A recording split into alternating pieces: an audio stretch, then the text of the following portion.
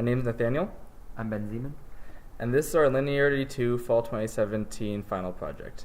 For this project, we looked at second-order linear time invariant systems. So what are second-order linear time invariant systems? Well, we've already seen a few throughout the semester, most notably in the oscillating systems unit. They can be mass spring systems or RLC circuits, for example, but they all take the general form of a summation of derivatives of a function. To start off with, we found out how these equations were derived. It turns out most of us already know all the parts of this.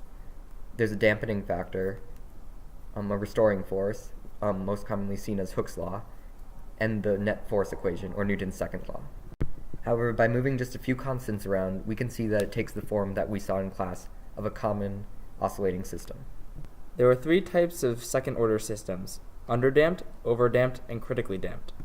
In the underdamped case, the system is oscillating, as can be seen on this slide.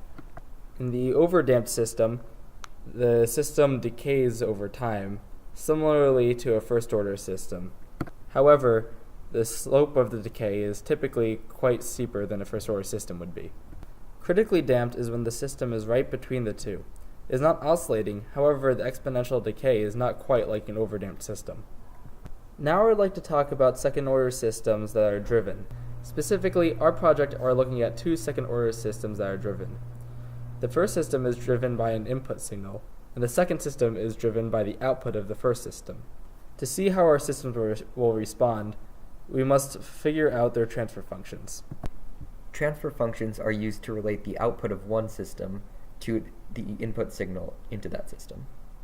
One of the nice things about them, though, is that based on the form of your original second-order differential, if all your systems have that same form for the equation, then all your transform functions take the same form. Quantitatively, transfer functions only change based on the system parameters and some parameters of the input signal to the first system. Because of these properties, it is relatively easy to keep adding systems as long as they can consecutively directly impacted by the previous system. As an example, we have constructed two second-order systems that are exactly identical. One of them is driven by an input signal that is a complex exponential, and the second system is driven by the first.